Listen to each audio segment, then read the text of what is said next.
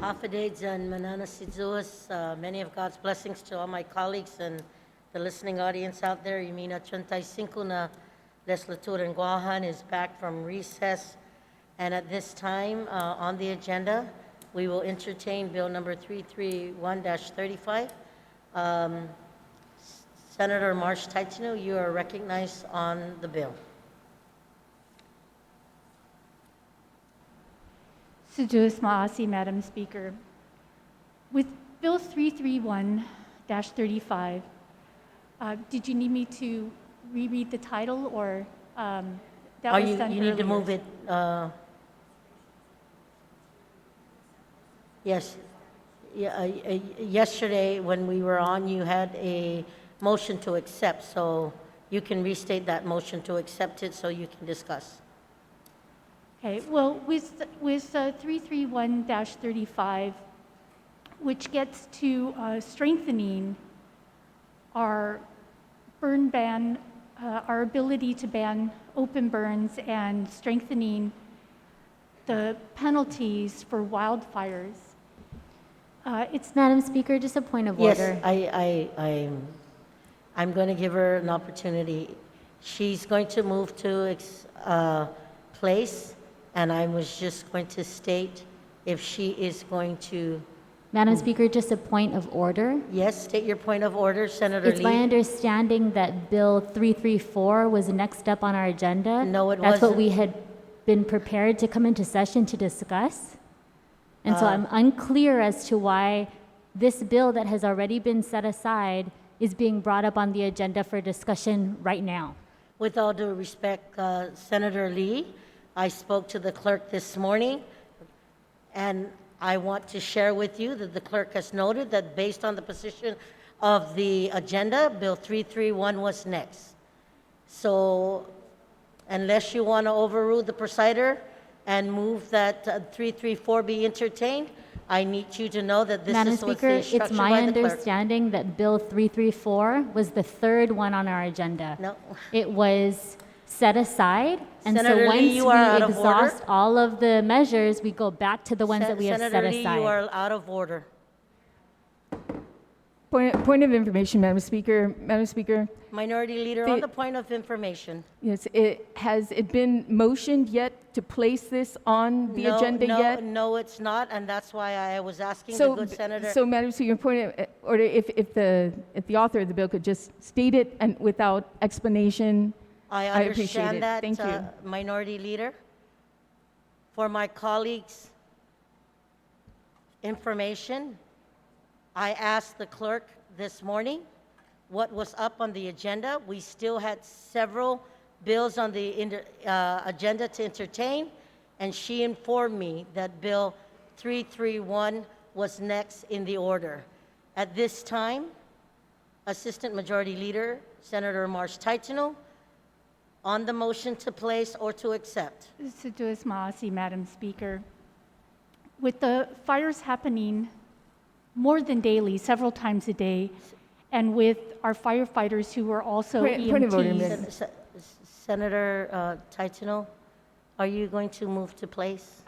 I'm finishing my sentence, and then it will make it clear.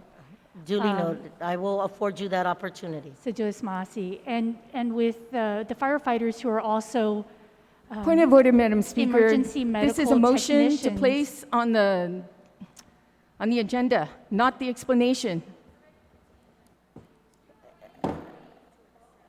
Just a point of information. Point of order to move into the reading file, Madam Speaker. Minority There's a Leader. motion. Minority Leader, an opportunity for our colleagues to make a very little statement before they move to accept or move to set aside.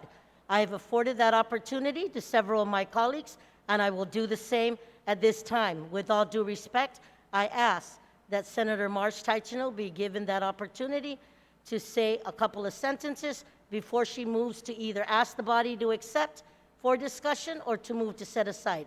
Please allow her to do that. Senator Marsh, you have the floor. Sujuis Maasi, Madam Speaker. With fires happening more than daily right now all around the island, and with firefighters being emergency medical technicians and are part of our public health crisis system where all hands may be needed to be on deck if numbers surge. It's with a very heavy heart that I set this aside for right now. I'm still sorting through some legal and other issues, but I wish I could provide them the teeth and the tools to help prosecute or at least deter these people who are endangering all of our lives in a variety of ways by putting these public health workers at risk along with the rest of us. So I do motion to set it aside again. Thank you, Senator from Nimitz. On the motion to set Bill 331-35 aside, do I hear an objection? Seeing none or hearing none? Motion carries. Colleagues, next on the agenda.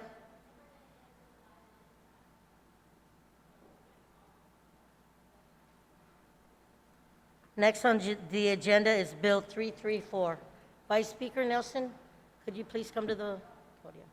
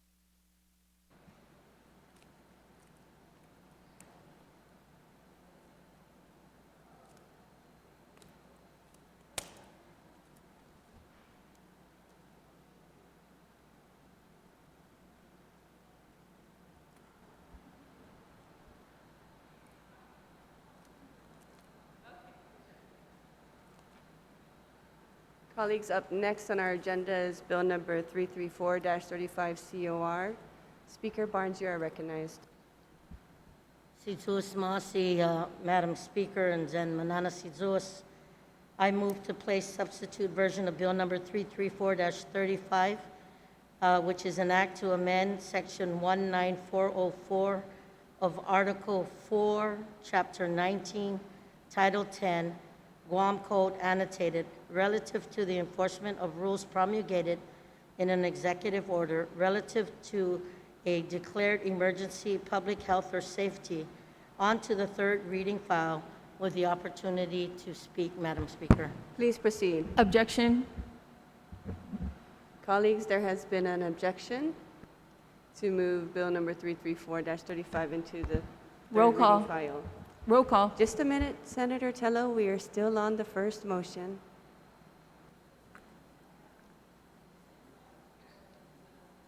Is such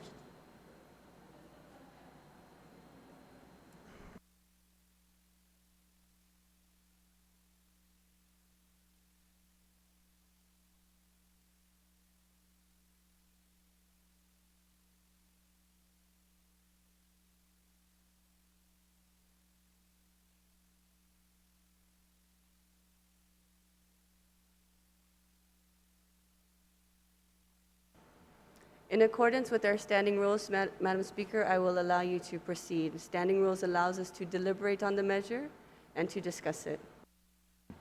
Sidzuos Masi, Madam Speaker. Madam Point of Speaker, information, Madam Speaker, I'd like to cite the rules in the Mason's Manual that allows that when there's an objection on the floor. Right. Let me get the standing rules out for you. If you could follow along also and grab your standing rules. Madam Speaker, on a point of information, to attest the violation based on the standing rules, the order comes that unless the body wants to overrule the presider, then you can call for the vote. Yes, And that is not a debatable motion. Yes, I understand that. Colleagues, please, please. I'm going to address Senator Tydegree's point of information. Let's just be calm about this, and let's make this as smooth as possible. Thank you.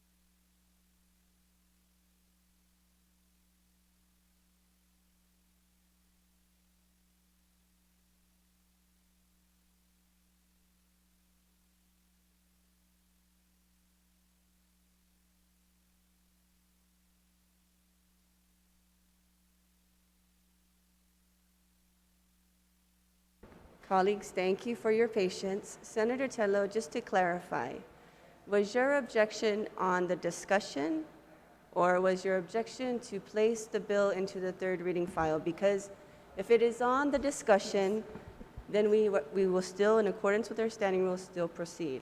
Madam Speaker. To clarify, it's to move it into the third reading file, Madam Speaker. Thank you. Thank you for clarifying, Senator Tello. Colleagues, there has been an objection to move bill number 334-35 into the third reading file.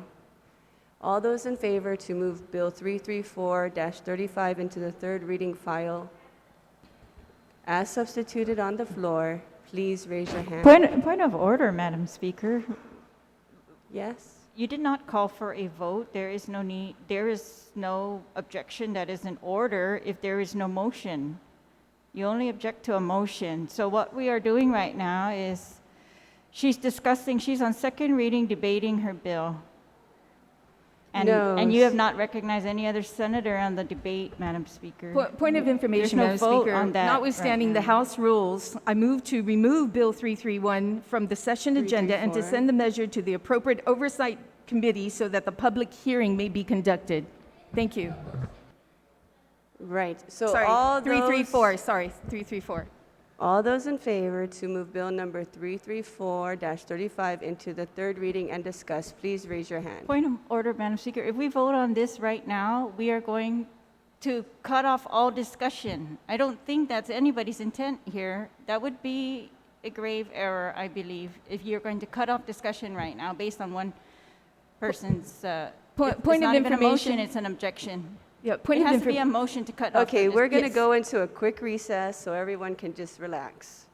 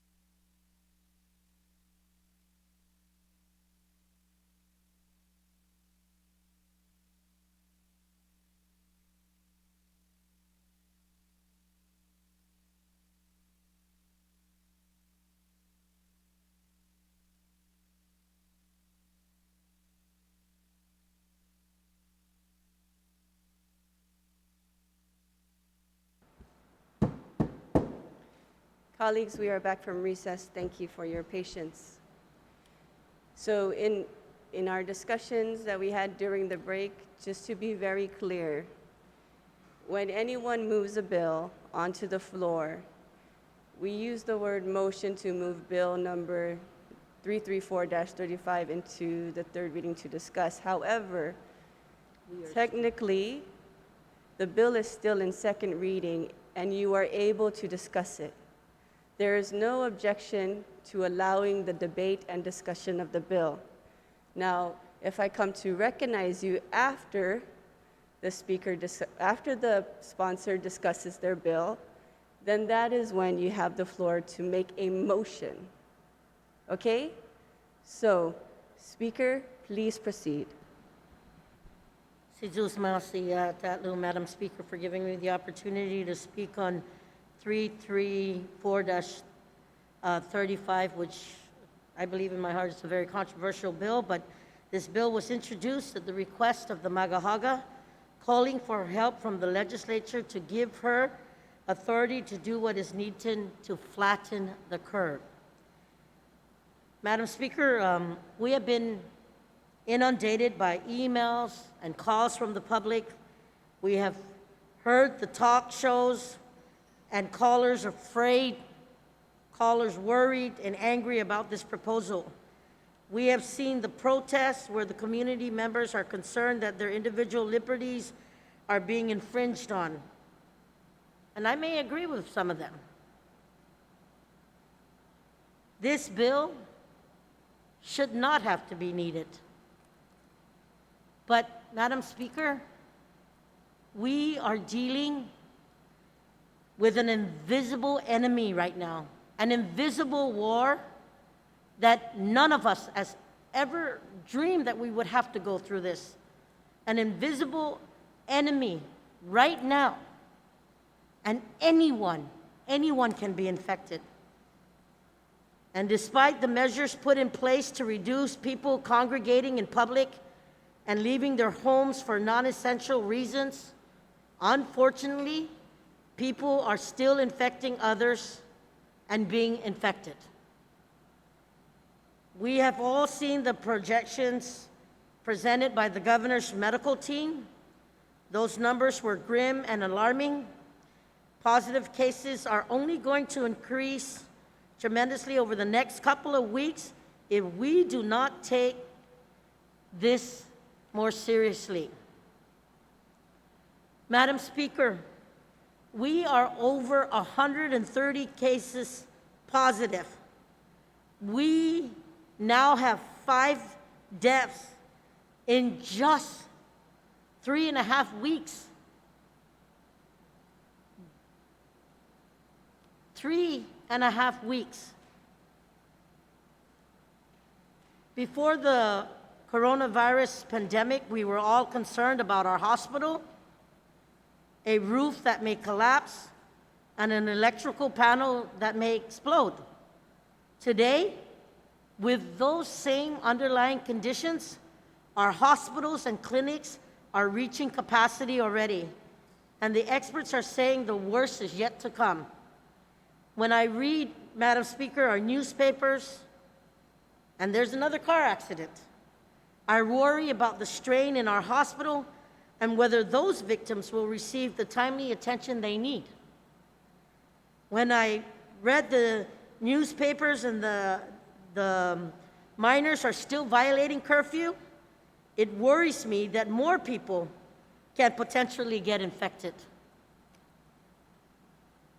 Madam Speaker, when our experts are out there advising the people of Guam to stay home, yet people are still gathering for parties, it worries me that people are not taking COVID-19 seriously. Moving forward, Madam Speaker, this point is crucial as we aim to flatten our curve. We all need to stand together with a strong stance, telling the people who can stay home to stay home. Full lockdowns and social distancing rules in Florida, California, New York, Italy, Spain, France are working. They say it's working. 47 states have full lockdowns and social distancing. My granddaughter, who is in Hawaii right now, said she's on lockdown. Not because she has the virus, it's because they know they need to help flatten the curve. And death tolls have decreased in these countries, Madam Speaker, because they are taking those protocols to heart. I want to share with you, Madam Speaker, that a recently published study by the University of Chicago states that the measures like this would save about 1.7 million lives between March 1st and October 1st, with 630,000 due to avoided overwhelming hospitals, intensive care units. And while these are national numbers, I want to share with you the fact over 500,000 people can be saved just by keeping hospitals from overcrowding. That should be our number one priority. Madam Speaker, the purpose of this bill is not to punish our residents or to take away their liberties that I can stand here and say, or sit here and say, that my husband and my son has fought for, and even you, Madam Speaker. And I thank you for your efforts of protecting the freedoms we have today. I want to share with you, Madam Speaker, it is to give our island families the liberty to continue to go to the grocery store, the pharmacy, get dinner, but while reducing the risk of being exposed to COVID-19. And the only way to do this is to put measures in place to contain the spread of COVID-19 to a minimum. Madam Speaker, this battle against COVID-19 is one that truly takes a community. Everyone needs to do their part to ensure that this island overcomes this. And while I wish we could all come to a conclusion and agree that everyone must do their part, we join more than 45 states or 47 states where we need a strong deterrent to ensure people do their part to keep their communities safe. I want to share with you, Madam Speaker, that this substituted version reduces the punishment. It notes that the first offense is a $100 fine. The second offense is a $200 fine. And thereafter, it will be a misdemeanor.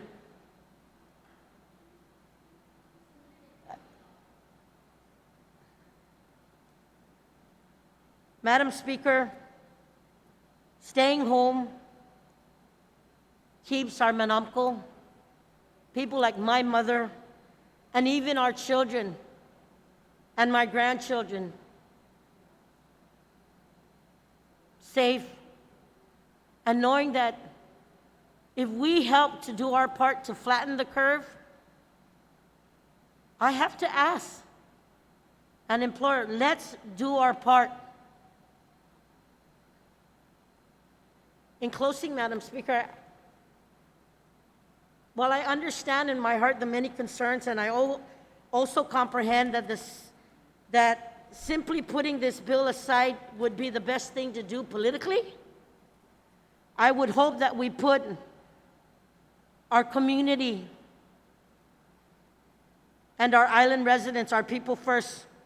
We need deterrence in place. Some people will need to change their daily routines, so that the community can protect the right to live. The decision to cherry pick which rights and liberties can be afforded to our residents is not a decision for me to make. It is a decision that we all have to make, and we have to do this together. I know, Madam Speaker, that we are all eager to get back to our daily lives, and this is one way that I think would help us do it as soon as possible. I had a call this morning from a nephew who said, I understand that your job is not easy and that the decisions you make may even affect your future. But Auntie Tina, if you do it from the heart, and you look at saving and making sure that your children and grandchildren, my family, my family isn't safe, then okay, I can live with that. But you are right, there are a lot of angry folks out there, and I don't have any intention of wanting to have to legislate common sense.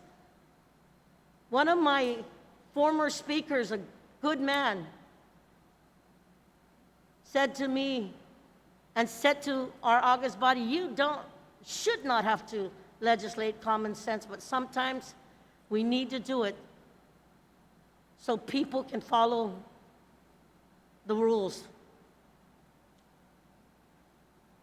And I just want to say that I know that some of my colleagues here today do not agree with this bill, and should we have to send this back to committee, I have no problem with that. But at least we can do is to have a productive dialogue to see what we can do together. This, again, Madam Speaker, was at the request of the Magahaga. And I know that every day changes are done fluidly. Every day we are up against this invisible enemy. We are up against this invisible war. Then my Uncle Roman Kanata from Talafofu, former commissioner who's 91, will be 91 years old this year, said, I want to stay alive, and I will do my part to stay home and only get the essentials that I need if I have to go out, but if I don't have to go out, I won't. So for our man'omkos, for our family, our children, our grandchildren, I moved this bill to set aside, Madam Speaker, because I had reservations. I've talked to people who've called me up 11, 12 o'clock at night saying, what are you doing? And I said, I understand your concern. But I put it up for discussion today to ask my colleagues to at least help me make that decision that 47 other states in the nation have done to date, to tell those people that are violating the stay-home executive order, to say if you violate, then something should be done. I hope my colleagues at least consider that. And I thank you for giving me the opportunity, Madam Speaker, to at least share my thoughts. I want to thank all the callers, all the emails for and against, because on the other hand, they said, what? You should throw the book. You should do community service. They should take their driver's license away. They should do this. They should do that because they're not listening. Algogwat di Mashao is what I was told. Algogwat di Mashao, and I went, you know, if you can help me do the part that the governor has asked us to do because people are not listening, then I at least have to try. And for all those who ask that stricter penalties be put on this legislation, we've consulted with the Attorney General's office, with legal counsel, with additional attorneys in the community, the esquires in the community, saying, you know what, you cannot put harsher penalties based on the crime or based on the punishment because the punishment has to fit the crime or the citation or whatever. And to the people out there, we're not touching the criminal code. We're looking at the public health protocols that we can work with. So, Madam Speaker, I just thank you and my colleagues for giving me the opportunity. And I only ask that we work on this together. Thank you for giving me the opportunity. Thank you, Madam Speaker. Senator Lee, you are recognized. So just Madam Speaker, I just wanted to give the the author of this measure an opportunity to clarify. I think in her opening statement, there was mention of page 2, the actual fines and how they've changed in this substitute version.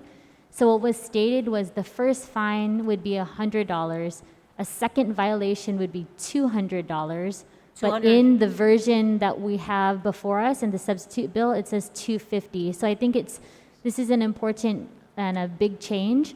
And so if she could just reiterate what those 3 steps are for the members of the body, but also for the public who might be watching. Thank you. Speaker, Thank do you, you yield to the point of inquiry? Thank you, Madam Speaker, and thank you to the previous speaker. I did say 250, but if it came out muffled, I apologize. The first offense, so I would read, except in cases where a punishment for a crime or a fine or civil penalty for unlawful contact is provided by this chapter or other law, any person who violates any provision of an executive order, rule, or regulation promulgated pursuant to this chapter in the first instance shall be subject to a fine not to exceed $100. For a second violation, a person shall be subject to a fine not to exceed $250, and any person violating any provision of an executive order, rule, or regulation in the third or more instance shall be guilty of a misdemeanor, and upon conviction shall be subject to a fine not to exceed $1,000 or imprisonment not to exceed 1 year, or by both such fine and imprisonment. Thank you. Senator Lee, you still have the floor. Sujos Masi, Madam Speaker, and thank you for the clarification. Madam Speaker, my support for Bill 334 hinges on 2 provisions being included in the version that we vote on. First, a substantial decrease in the penalties for violations, which was discussed previously and has been addressed in the substitute version. And second, a clear limitation of what we are authorizing to be a violation. And I think that second point is important. Madam Speaker, much has been discussed regarding a criminal misdemeanor being too harsh of an initial consequence, but just as important is not to write a blank check to our Magahaga and to future governors. That is why at this time, Madam Speaker, I'd like to proffer an amendment to limit the orders the governor can enforce to only those that have already been issued for this COVID-19 health emergency as of today. And I believe the clerk has the floor amendment, so if my colleagues can follow along. Senator Lee, please proceed with the floor amendment. Does everyone have the floor amendment done, submitted by Senator Lee? Senator Pito, I will recognize you after Senator Lee. After Senator Lee, Senator Pito, I will recognize you. Madam Speaker, let me just say that I wasn't going to say anything about the amendment. I just want to say something about the bill itself. Okay. Senator Pito, right now at this point, I will recognize you after Senator Lee. She still has the floor. You're out of order. So there is an amendment. Senator Point of information, Madam Speaker. Yes, Senator Tidy. I actually went up and asked to speak first, so I don't understand why people are coming before me. Went up to the clerk to specifically notify you that I would like to be next to speak after the speaker. Okay. Thank you, Senator And you have Tello, for your point bypassed of me. information. I did not bypass you. You will be after Senator Pito Turlahi. In accordance with their standing rules, decorum and debate, the speaker who is the presider, may call on the individual to speak. So please keep decorum. You will speak after Senator Pito Turlahi.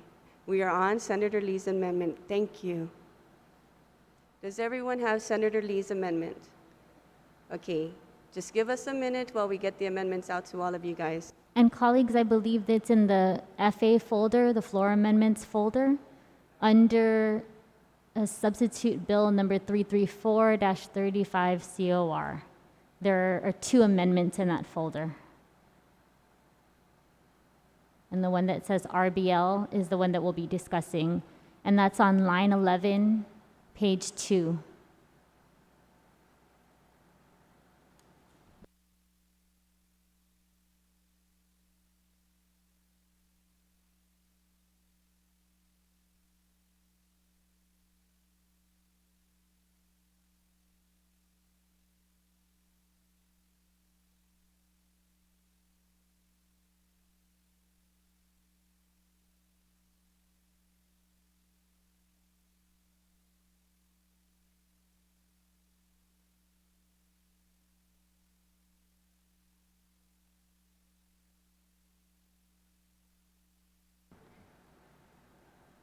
Madam Speaker, just please let me know when it's okay to continue.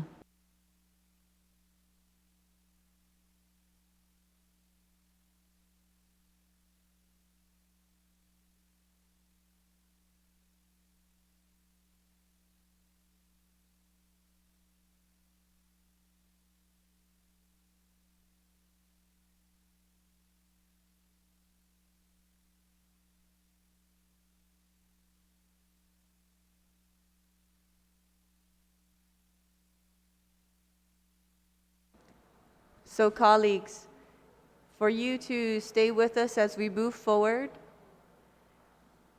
it will be in the file folder named FAs, and then you go into the next file folder where it says SB 334-35. That's where all of the amendments will be placed by the clerks.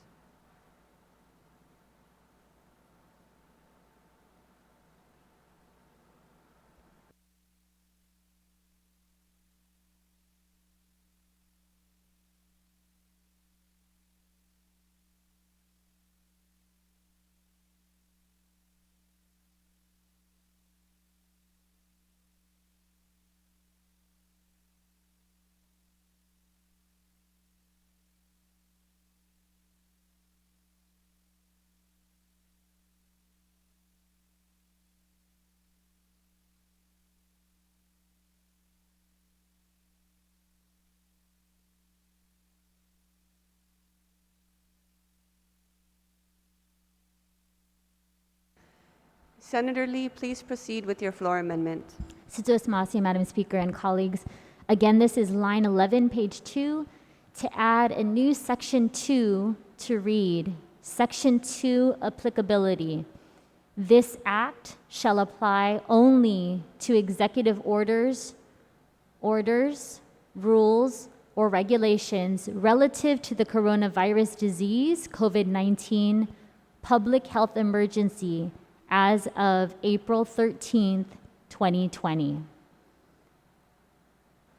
And again, Madam Speaker, this language, this amendment means that any future orders that the governor wants to enforce with a fine would also have to be approved by our legislature. So we would have a say. We have an opportunity to hear feedback from the public. We have an opportunity to adjust some of the ways in which we move forward. And I believe that this keeps intact the consent that the governor admitted that she may need in the future, which I hope will protect us, protect the people of Guam from any intentional or unintentional consequences that may arise if we adopt wholesale enforcement without knowing what a chief executive would order during the next public health emergency. So it puts some of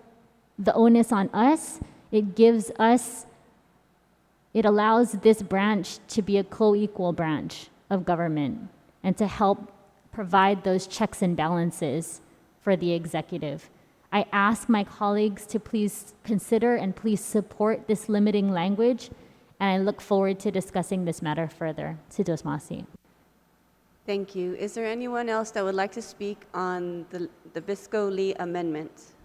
Senator Castro, you are recognized. Just as a point of information, Madam Chair, if I can state my question, and if she'd yield, I can I support the amendment, and I understand the need to articulate April 13th.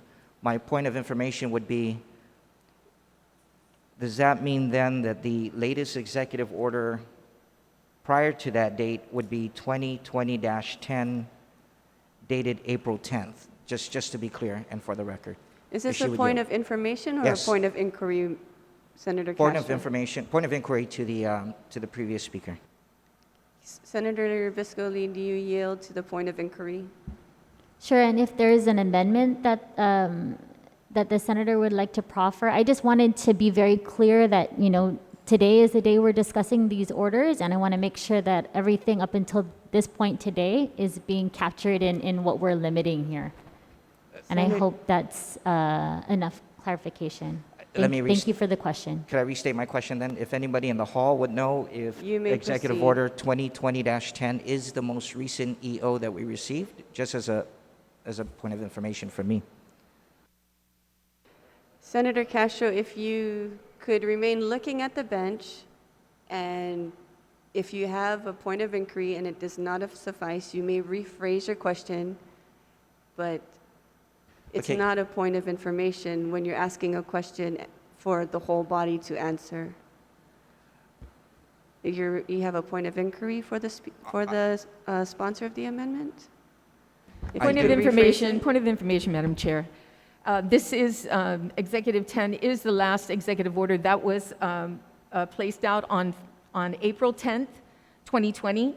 It talks about the road closures and the extension through May 5th. Thank you. Senator Castro, does that answer your point of inquiry? Is there anyone else that would like to speak on the Senator Lee amendment? Senator Shelton, you are recognized. Thank you very much, Madam Speaker. I do have a concern with the amendment since it will go into effect for April 13, 2020, so any other executive order to be proffered after this date would have to, this bill would not apply to it. And we will be hearing a bill in a few minutes that will also has the potential to expand the governor's authority through executive order. And if she were to give out any other executive order from this date, this bill would not apply to that. So I'm registering my concern and I do object to this amendment. Thank you, Senator Shelton. Is there anyone else that would like to speak on the Lee amendment?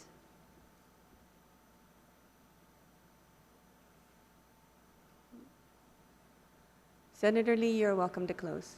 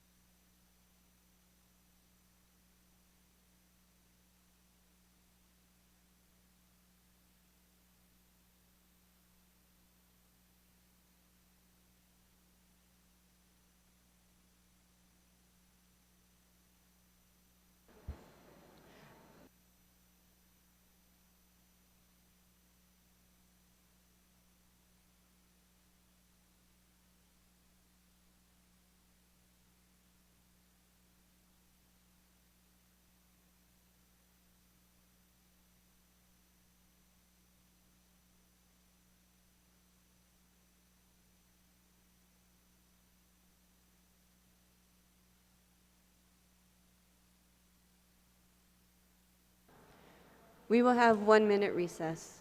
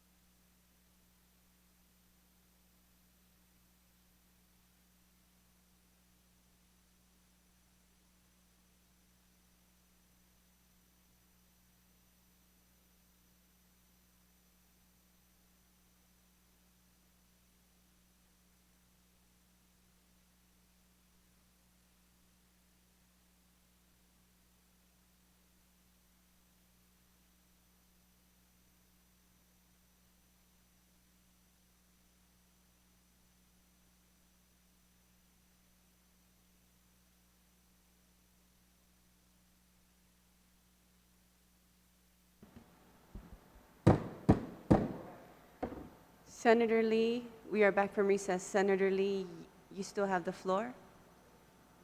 I believe you have an amendment that you wanted to proffer, so please proceed.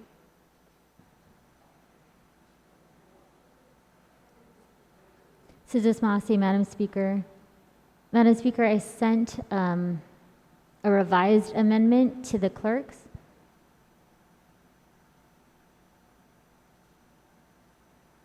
So I just want to make sure that everybody has that. Colleagues, it is in the same file. So you go to FAs, the file folder named FAs, and then you move to the next file folder on SB 334-35, and it is marked RBL1. That is the amendment we are entertaining now. And Madam Speaker, if I may, Please proceed. again, this is an amendment to line 11, page 2, to add a new section 2 to read, applicability. This act shall apply only to executive orders, rules, or regulations relative to the coronavirus disease, COVID-19 public health emergency, as of April 13th, 2020. And the additional language begins here. Such enforcement authority granted by this act shall be null and void on the termination of the COVID-19 public health emergency as provided under 10 GCA subsection 19405. So we want to be very clear when this would begin, what it covers, what it limits, and when it would end. So we just want to, we've made that amendment to be very clear as to what is covered in Substitute Bill 334. And I thank my colleagues for any questions that they have on this additional amendment or any discussion that they'd like to have. Sujas Masi, Madam Speaker. Thank you, Senator Lee. Is there anyone that would like to speak on the Lee amendment? Senator Castro. Thank you, Madam Speaker. Again, I rise in support of the additional amendment, and I thank my colleague for working to confine the authority that's attempted to be granted to the governor.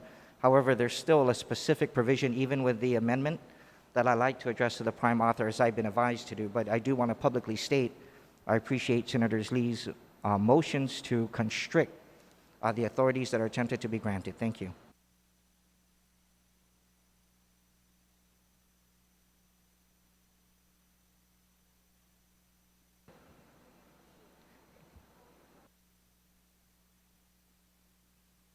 Senator Torres, you're recognized on the Lee amendment.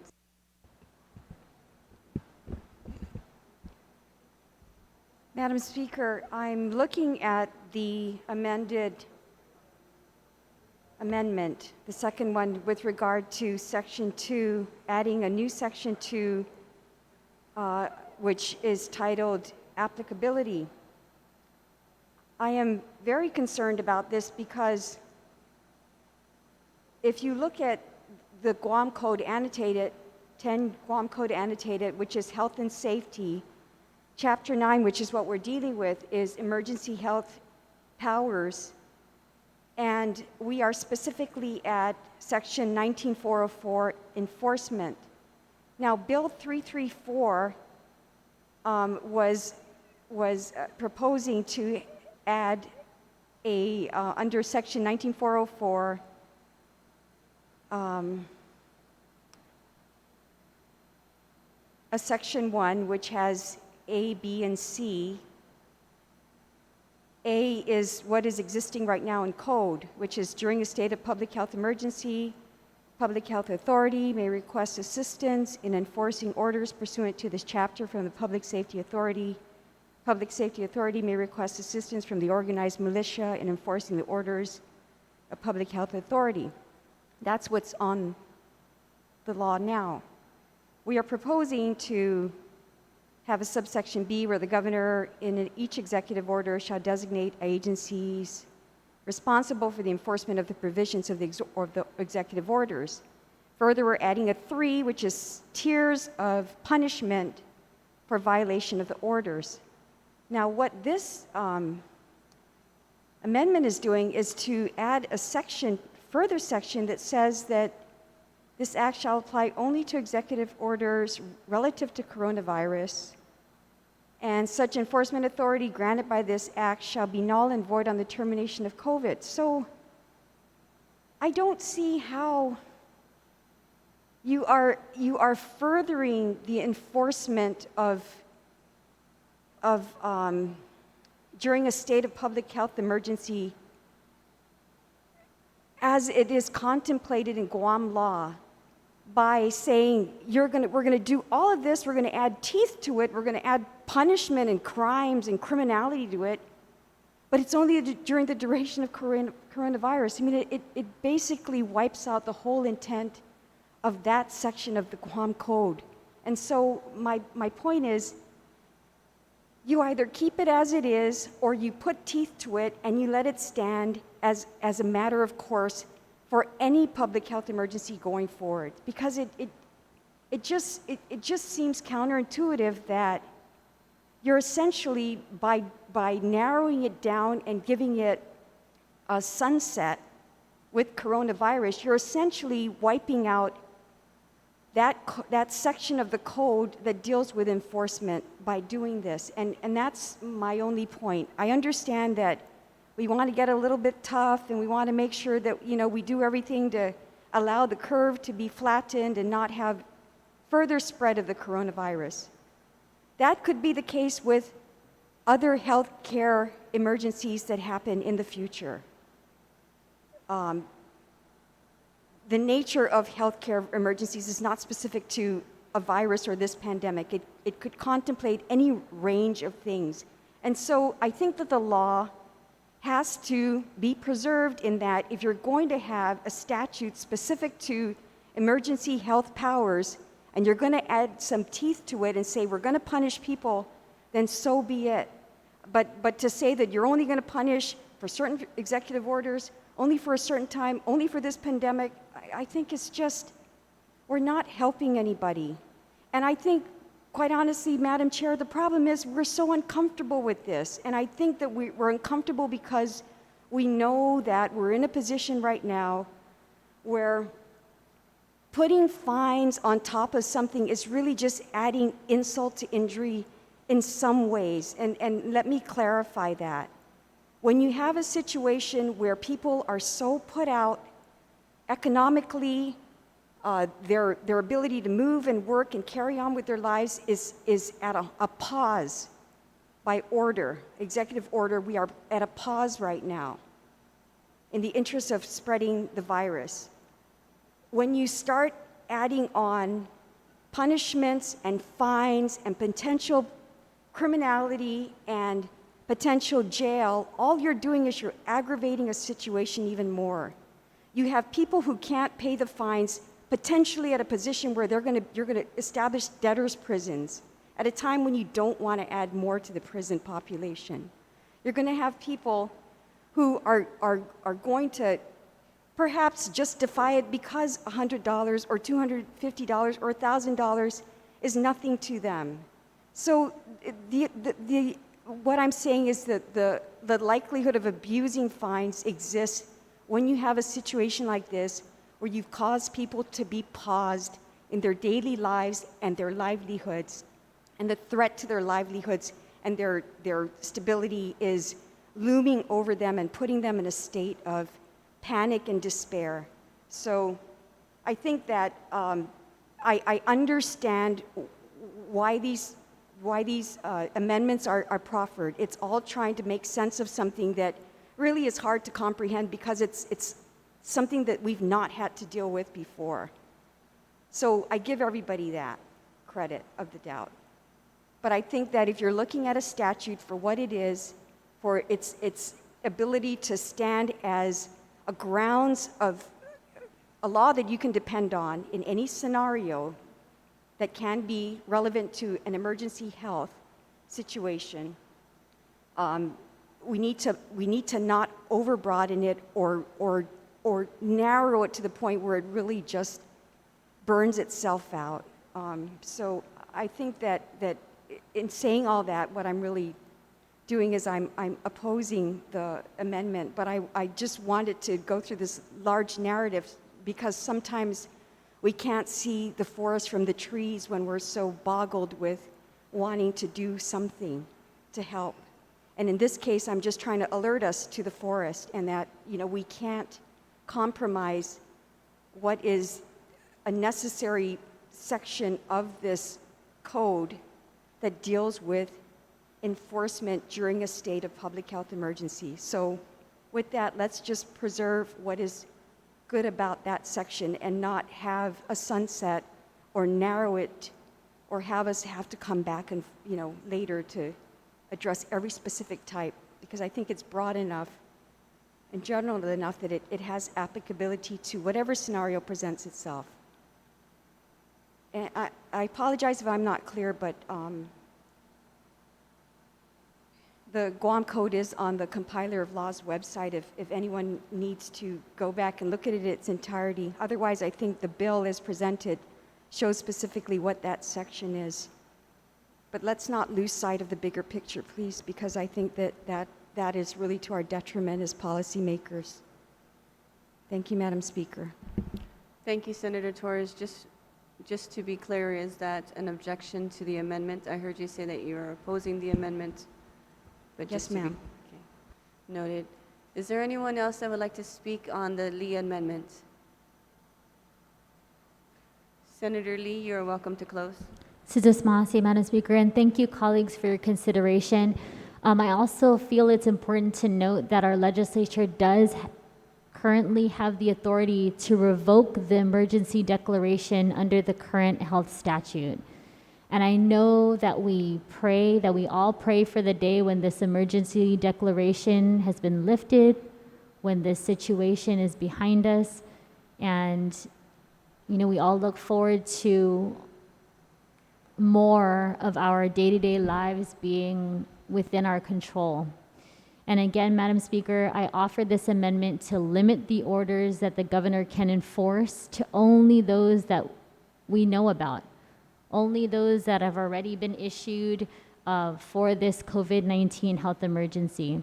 And I ask my colleagues to support this amendment to ensure that any future orders that the governor wants to enforce with a fine would also have to be approved by this legislature. I believe that this keeps intact the consent that the governor admitted that she needs into the future, which I hope will protect us again from any intentional or unintentional consequences that might arise if we just adopt wholesale enforcement without knowing what our governor would order during the next public health emergency. We don't have a crystal ball. We don't know what that looks like, and we don't know what will need to be implemented in the future. And so, again, Madam Speaker, I offer this amendment for the consideration of my colleagues, and I thank you in advance for your support. Sudasmasi.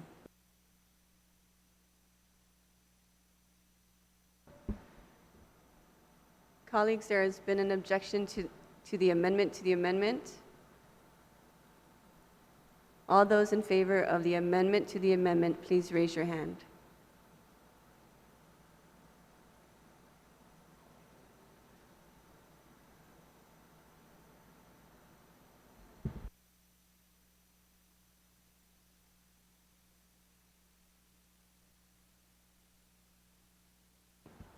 Amendment passes. Now on the original amendment. All those in favor to the amendment? Yes, Senator Talahi. On the original amendment, Madam Speaker? As amended.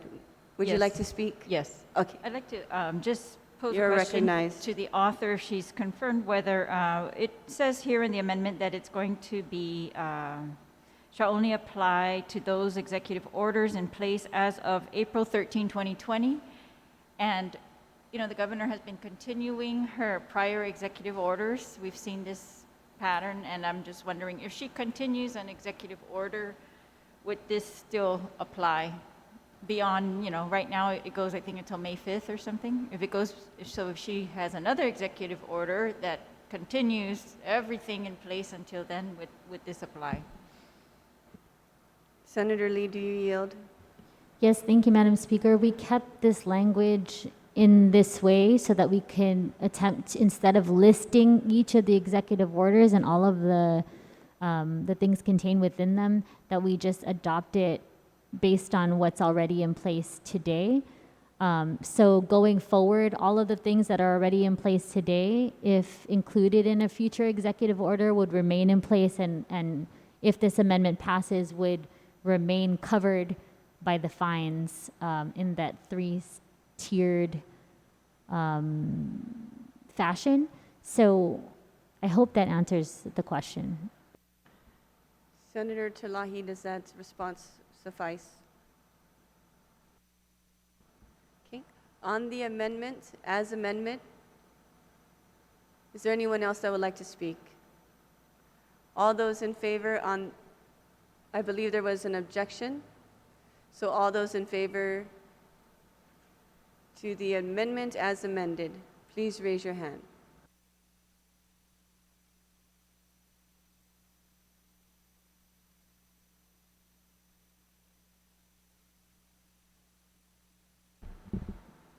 Amendment fails. Senator Lee, you still have the floor. Senator Pito Talahi, you are recognized on the main motion. Madam Speaker, I want to yield to Senator Taitagui, and then I'll have my turn after she speaks. Thank you, Senator Talahi. Senator Taitagui, you are now recognized.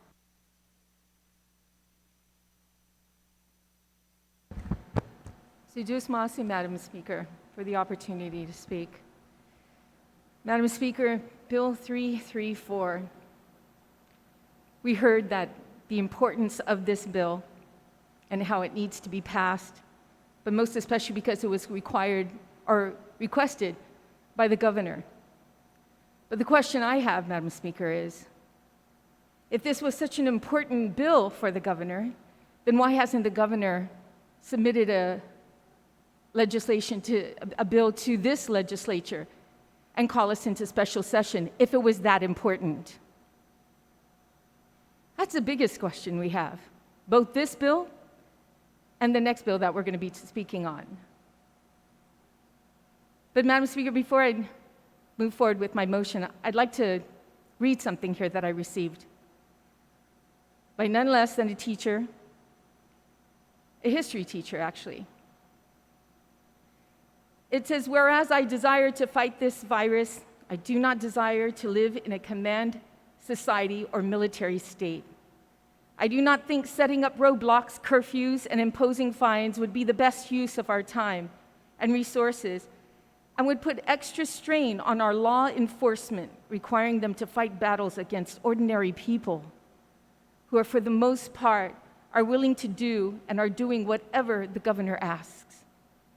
I think these restrictions will only serve to frustrate the ordinary people the government is trying to protect, and wearing down the law enforcement to the point in which, when they are needed for actual crimes, they would be too tired, frustrated, and spent in order to protect our community.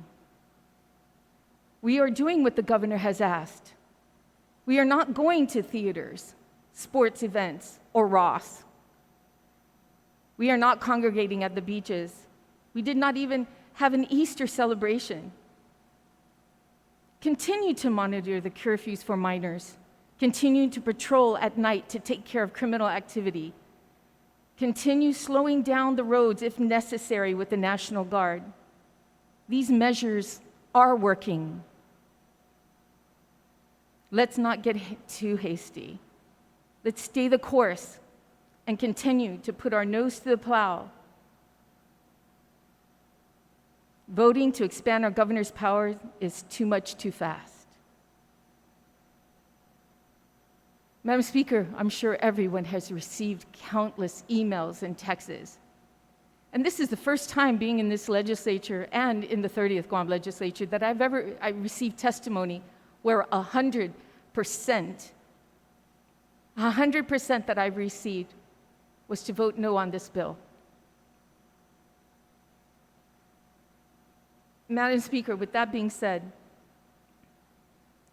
and notwithstanding the House rules, I move to remove Bill 334 from the session agenda and to send the measure to the appropriate oversight committee so that the public hearing may be conducted. Thank you for the opportunity, Madam Speaker.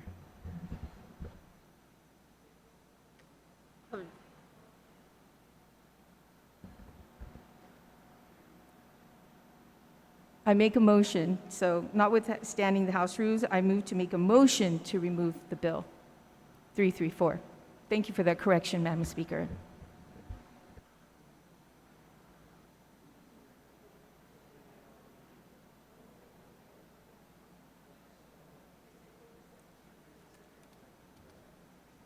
She has to make a motion to move it back. Object.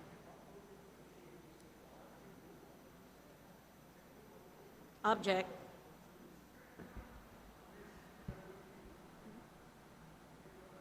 As per legal has advised us, your motion is noted to move it, and I will continue the debate, and we will call the vote when the debate is completed. Madam Speaker, can I have a short recess, please, to confer with legal counsel? Sure, we can have a quick recess.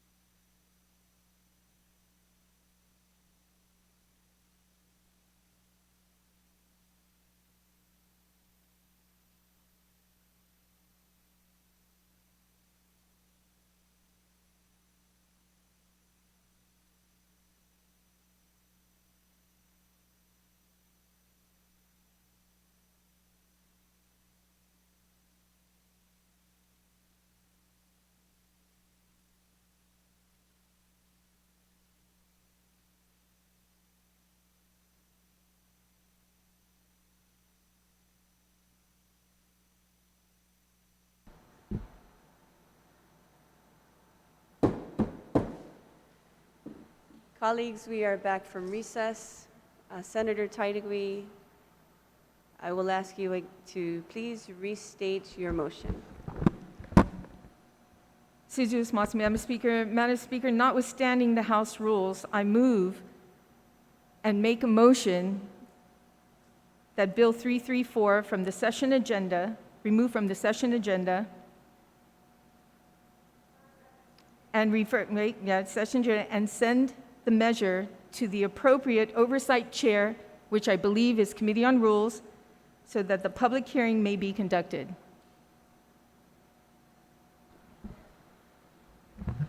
On that motion, there has been an objection. All those in favor of sending Bill number 334-35 back to the Committee on Rules, please raise your hand.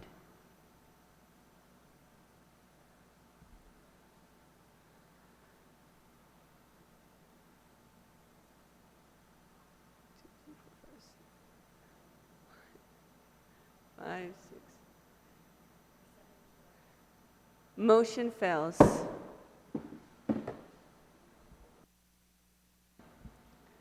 We are now still on the main motion. Is there anyone that would like to speak on the main motion?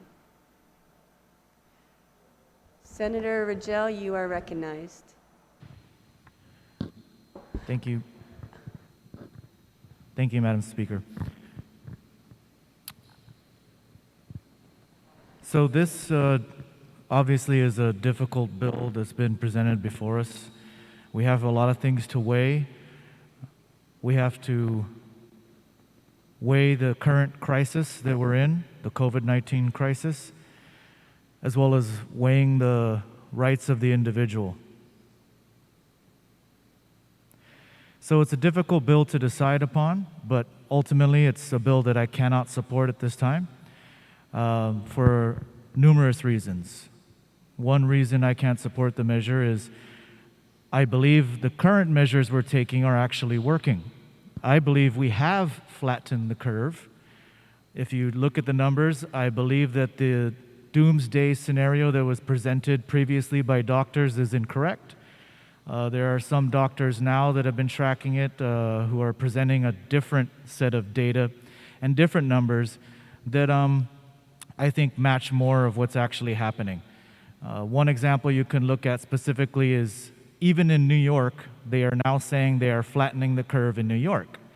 And how they determine whether or not they're flattening the curve in New York is based on the daily number of positives.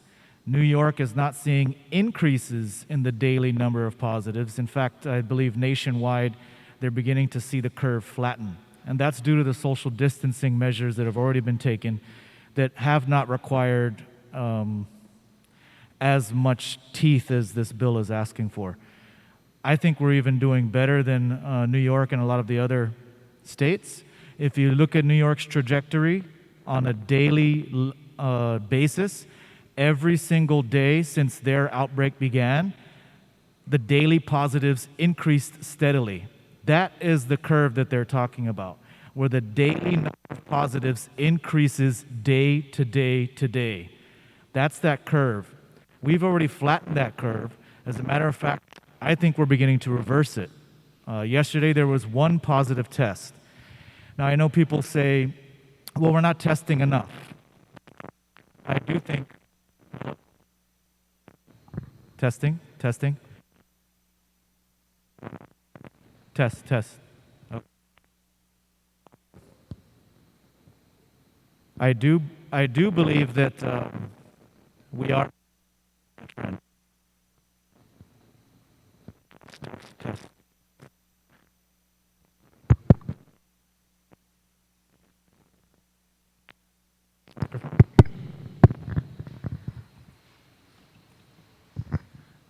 Thank you, Tom.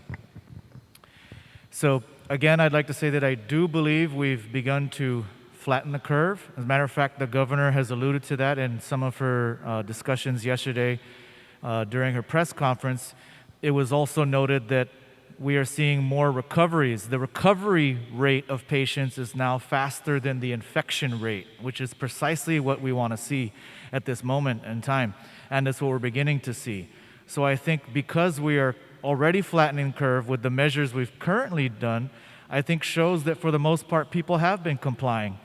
Of course, there are those that haven't, but I mean, if you venture out anywhere to the grocery store or anywhere else out of your home, you'll see that there's not really a lot of people around. There's a lot of people in certain places. In the grocery stores, yes. But look at the streets of Tumon. Look at the beaches. Look at the parks. They're all closed. You don't really see anyone there anymore. Maybe in the beginning, a few people were going there because I think there was some confusion over what they were allowed to do and what they weren't allowed to do. There were a lot of questions. There's still a lot of questions, which is another reason why I think that this measure is troublesome, because people won't even know what they're allowed to do and what they're not allowed to do. They don't know what they're allowed to do and what they're not allowed to do now, many of them. So if we were to do this, there would be a lot of people who would be getting fined or getting a misdemeanor simply because they didn't fully understand the executive order. Every day I get questions about the executive order, about what they're allowed to do and what they're not allowed to do. So I think it would just cause more confusion, more strife, more commotion within the community, and we've already begun to see that happen, even just with the introduction of the measure. Now I understand what the author of the measure is trying to do, and I respect that. I also respect that the governor is looking for more teeth, and I understand the need for that. I do think that the governor is doing a good job with flattening the curve with what she's currently done, which is why I think instead we should continue to stay the course. I think the current course of action we are taking is more sustainable in the long term, and much of the discussion worldwide has been that this may be something that we will have to implement in the longer term rather than the shorter term. So with that, I'd just like to register my opposition to the measure. Again, I think that what we're currently doing is working, and I think we just need to continue what we're doing. I don't think we need to add any more restrictions to people. I think people have complied for the most part. I think people are obviously getting tired of staying home and staying in quarantine and or isolation or in this lockdown. So I think adding any more restrictive measures to that is also difficult for the psyche of the populace as a whole. It makes people feel even more constricted and more confined than they currently are. And I think people need to know that what we're doing is working. I think they need to know that there is a light at the end of the tunnel. And I think they need to see a clear direction and a clear plan of where we go next from here, not just let's lock it all down, throw away the key, and then we'll figure it out later. I think now is the time that we need to begin taking a serious look at the numbers of infections, the infection rate, and begin working on plans instead of not how to lock down further, but where's the next step? Where do we get now to where we can begin to open things up again? I think now's the time to begin thinking about how do we safely open things up again? How do we safely restart the economic engine? Because we can't do this forever. We can't stay in this state in perpetuity. It's unsustainable. So I think now is the time to begin looking towards ways that we can continue on this path that we've been taking, while slowly loosening restrictions rather than tightening restrictions in a safe and controlled manner, of course, and with all the experts advising as well. So with that, again, I would just like to say that I will have to vote no on this bill, and I encourage my colleagues to do the same. I think what we're currently doing, what the governor has done from the outset in the beginning of this outbreak, has worked and is working. And we should just continue down this path until we can come up with a way to begin to loosen the restrictions. Thank you, Madam Chair. Is there anyone else that would like to speak on the main motion? Senator Muñoz, you are recognized. Thank you, Madam Speaker. I don't believe that the legislature has the organic or maybe even the constitutional authority to delegate. our powers to create specifically criminal law. This is exactly what we are doing here if we impose criminal penalties on violations of executive orders. This bill will make certain violations of executive orders a misdemeanor offense, which will carry a lifetime criminal record. I think people need to understand that. We don't have a cure for this disease yet. What we do have is prevention, and prevention can be best addressed by getting information out to the public, not by arresting or charging people with crimes. We have always valued our freedoms, but until now, many of us have taken a lot of them for granted, unfortunately. Education is a key, which will include the use of emergency broadcast system on radio and on television, more PSAs on social media, SMS text notices. I think the government, the governor and the administration is doing a very good job at getting the word out multiple times daily. I support the ability to enforce quarantine and isolation laws, but not in this manner. Since such violations are acts of disobedience, then my remedies should not be civil. It should be civil, not criminal.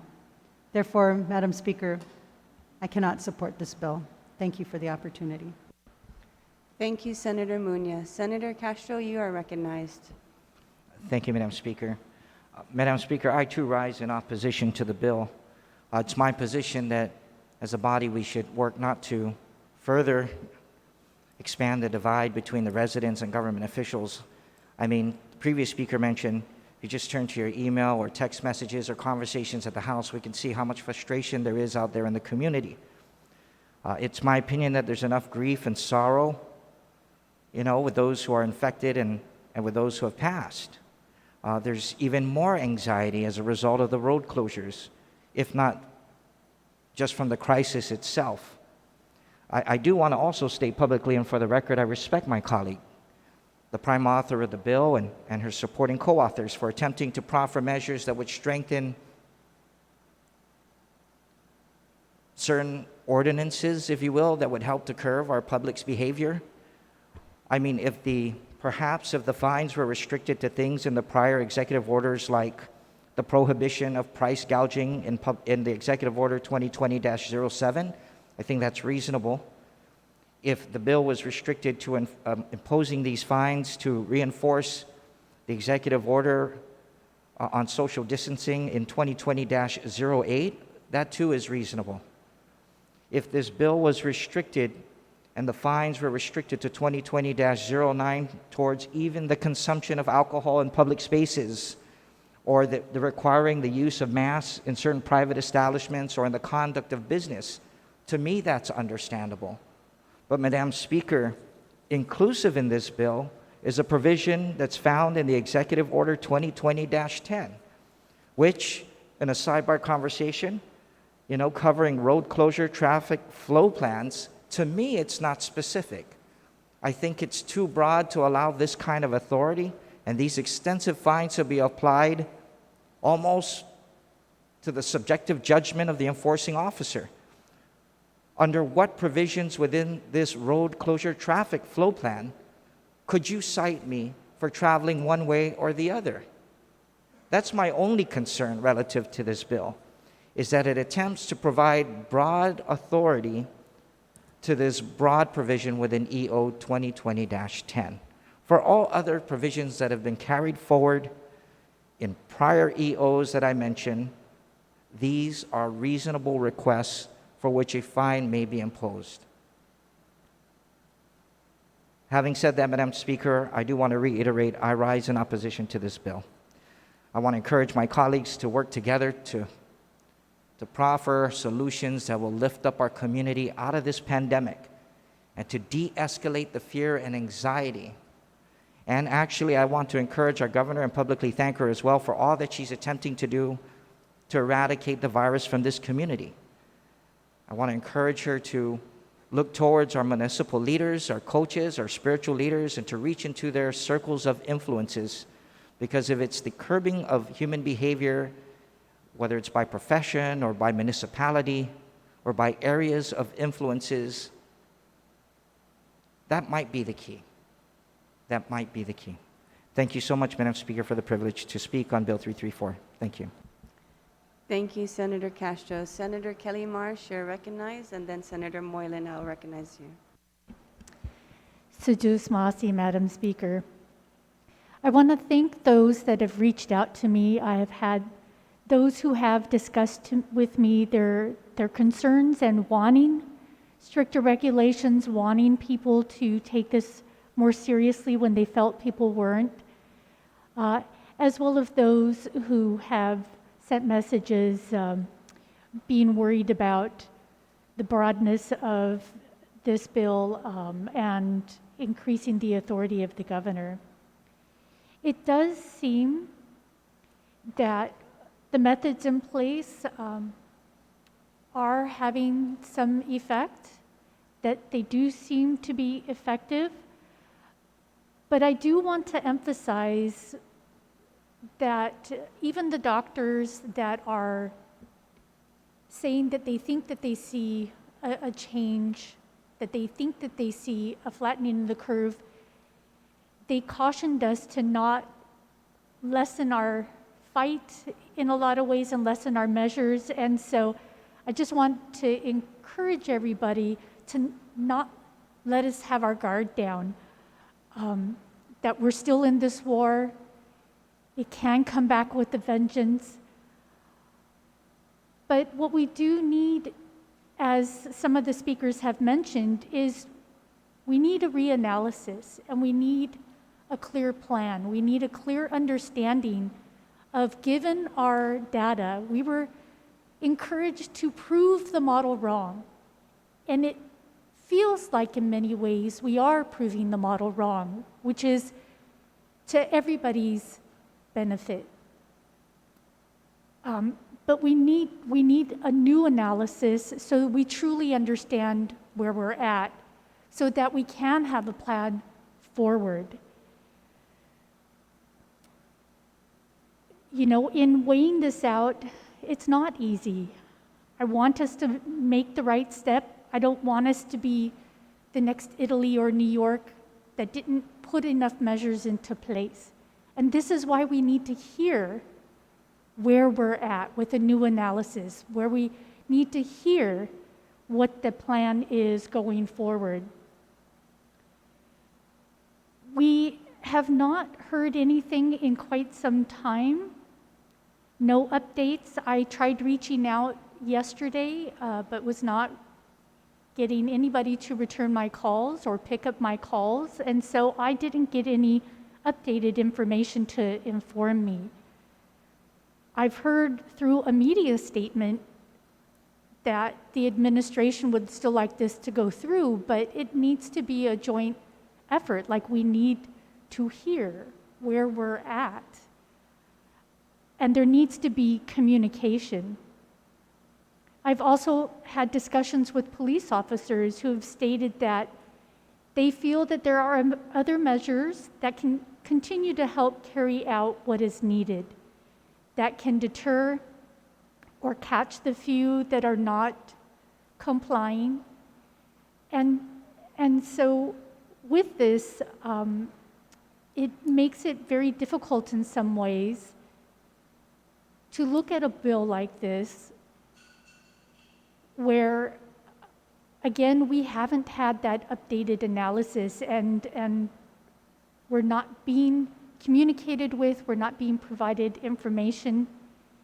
And I too worry with these violations. The executive orders, there are quite a few of them. Some of them are small issues, some of them are larger, and yet there's no guidance in how these would be dealt with, how they would be weighed by the administration. Would everything get a fine? Would everything be up for consideration of a criminal offense, which another speaker had pointed out, which can become a part of a permanent record?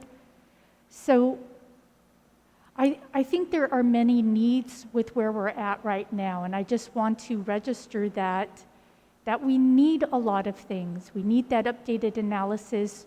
We need that clear plan. We need real communication so that we're all working together and making sure that it's a clear path forward, and it's really what is needed by our community, because I don't think there's a single person here that doesn't want to provide what the community needs and what will safeguard them. Sidu Masi. Thank you, Senator Kelly Marsh. Is there anyone else that would like to speak on the main motion? Oh, yes. Senator Moylan, you are recognized. Thank you, Madam Speaker. I do not support this bill, and it's a difficult time right now, and that we are looking at giving additional policies that are going to enforce punishment on people that our community that's in a crisis. And the people are stressed out. And if we're going to say, and if you don't follow this or that, we're going to stress you out more because we can send you to jail if you don't follow the guidelines. There's thousands of people, thousands and thousands that are jobless. And then to feel the effect that if I don't follow the executive order, whichever one it is, that there's a possibility I could go to jail. How does that really help? How does that fight with this COVID virus? I think what we should be looking at as a body is the authority that the governor has now with Chapter 19 of Title 10. It has been mentioned that that bill is a super law, superpowers at the governor's fingertips. She can take property, she can take your mail, she can stop your business from operating. What we should be looking at is checks and balances and ensuring transparency. I'm not sure where this bill would go if it will pass or not, but I can't support something like this. But at the same time, I do see where the social distancing is important. And, folks that are just blatant, reckless acts is wrong. And that shouldn't be, they shouldn't do it at all. And if there's going to be some sort of a punishment, make it reasonable, at least reasonable. But jail time is unreasonable to me. Putting that over somebody's head that thought maybe, today I think this is essential what I'm doing. However, there's a new executive order, and now it's no longer essential. I didn't know, right? And then you're threatening me to go to jail. So in that, with that, Madam Speaker, if this bill does move forward, I'd like to make an amendment to the bill, which is already in the clerk's on file there, to strike out on Section C, after $1,000 amount, to strike out or by imprisonment for not to exceed 1 year or both such fine and imprisonment. I'd like to submit that amendment, Madam Speaker. Thank you. Colleagues, do you have the copy of the Moylan amendments? Okay. Is there anyone that would like to speak on the Moylan amendment? Senator Pito, you're recognized, and then Senator Lee. Thank you, Madam Speaker. Torisit manggaigi guni paguna ani parata disidi hafa mas dinanci parata tauta.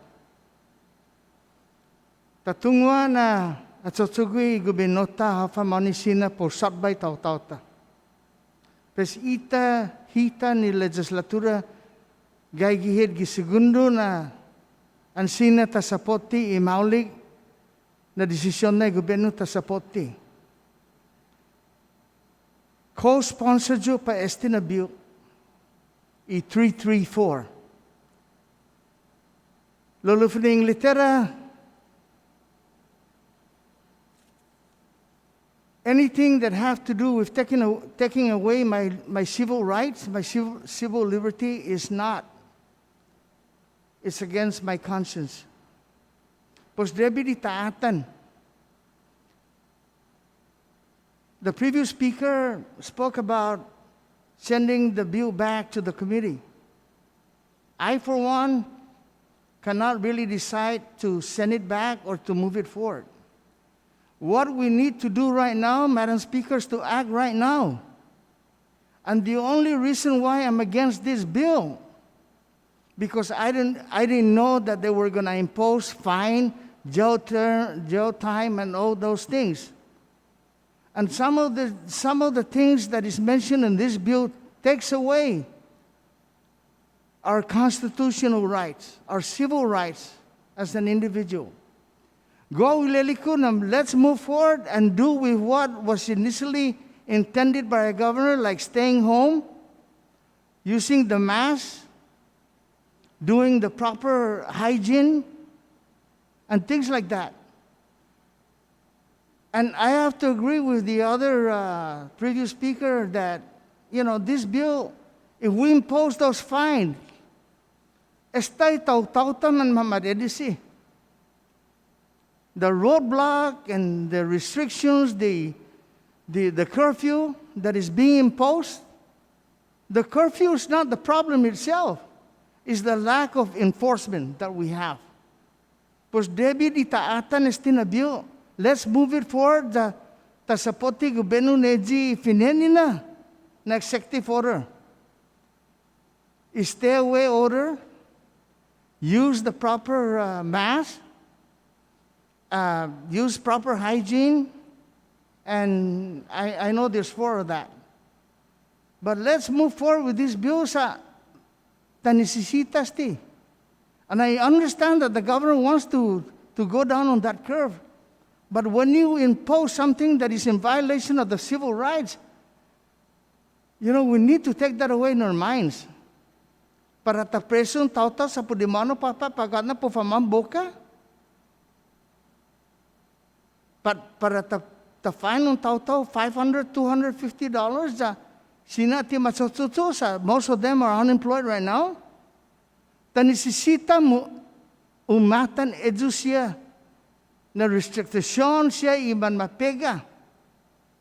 Sa tisina ang buyang tao na pohano dung da po paseo pat pohano pa park. Ti edu. Ang ginguaha tao gitsala no mahano guaha rason.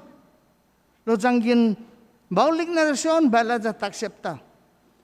Lo janggin tao da rason na po gagi gyuzung pos debit yung masueta do matawgo tati.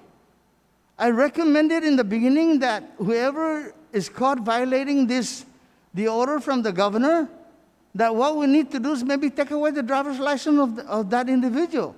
And that's about it. But when they are going to impose arrest and fine, Manilo, Manatungo, Dantoro Samduni Senador, Debi taatan sa megay tao. Megay umagang mo pud estina bill. Co-sponsor lo tulay ka inasaku sa anihigaygi edzu siya po fan ma-fine, po fan ma-arresta. Ti sino accepta edzu sa megay tao ta. Man tawza sa lapin niya sa manay chitso. Pos mala tafatina si maulig na desisyon.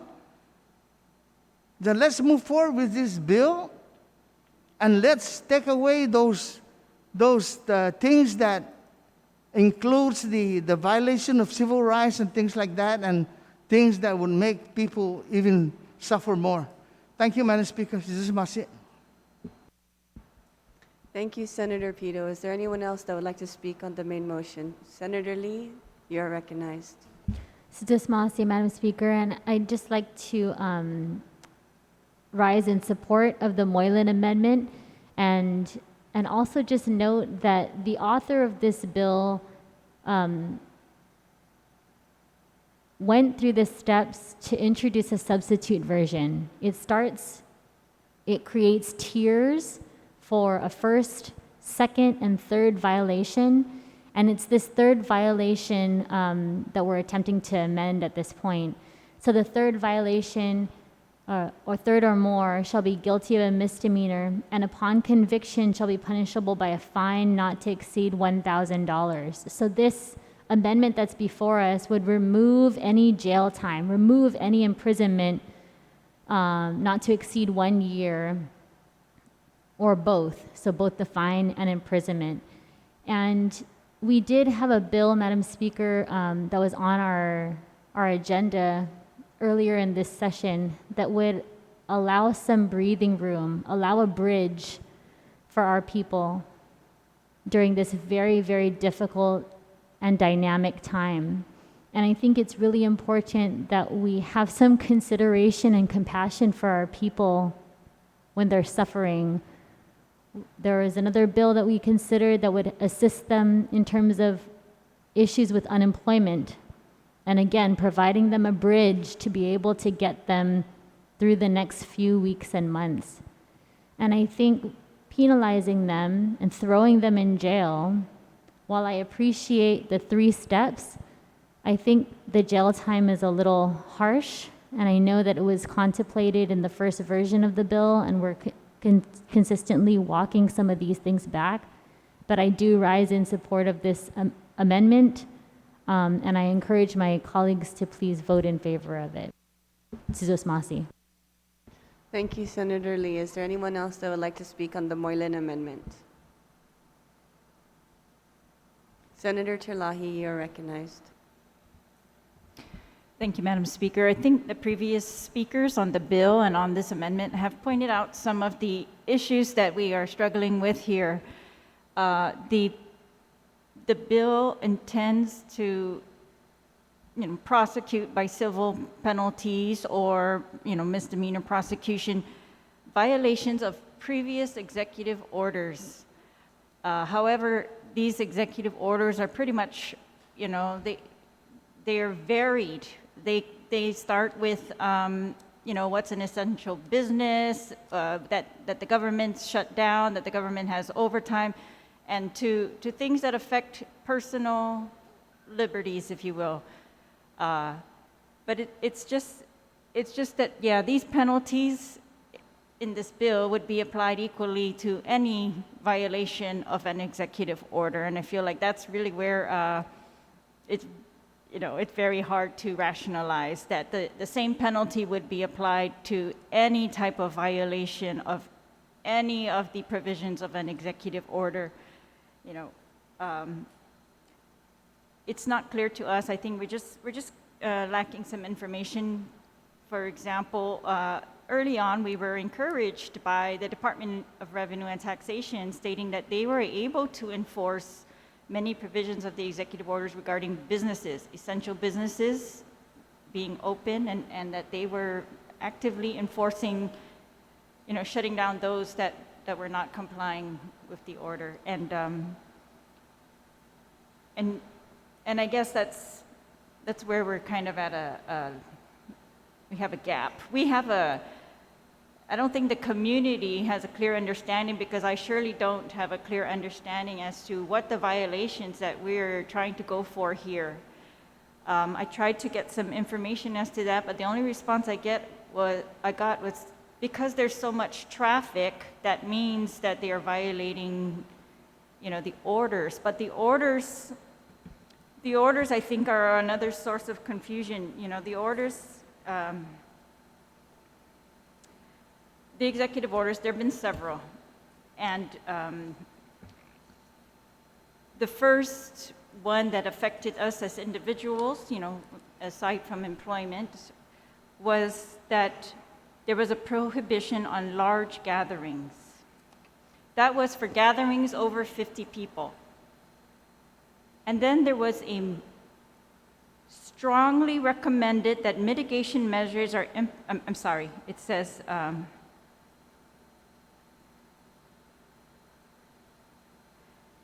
in all other instances not captured by this prohibition against the 50 people gathering, that it was strongly recommended that mitigation measures are implemented and enforced, limited to social distancing of at least 6 feet.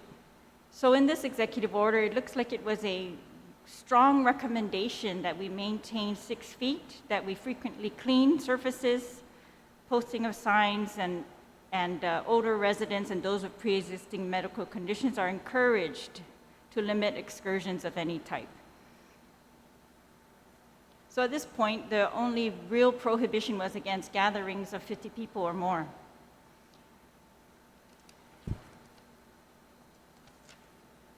That was on March 16.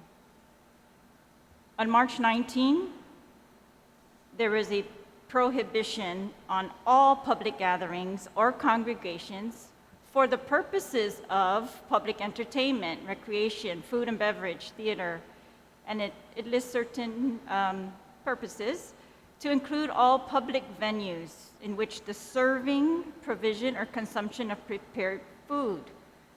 So this prohibition was pretty much related to you can't gather at all for these certain purposes, or for food. And then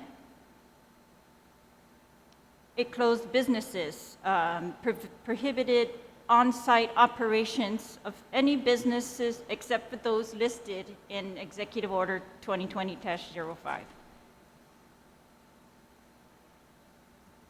Then on March 24, there was an executive order that said extension of prohibition on gatherings and mandatory social isolation. The prohibition on public gatherings or congregations set forth pursuant to Item 1 of Executive Order 2020-05 shall be extended through April 13. Well, that prohibition was on the gathering of 50 people or more. So that's all. And then, the prohibition on gathering of 50 people or more, and the encouragement of elderly not going out, and that you keep 6 feet distance from other people. The next executive order on March 28 put in it extended, again, the prohibition on activity in places of business or other public accommodations that I read earlier regarding food or certain types of activity in those public places.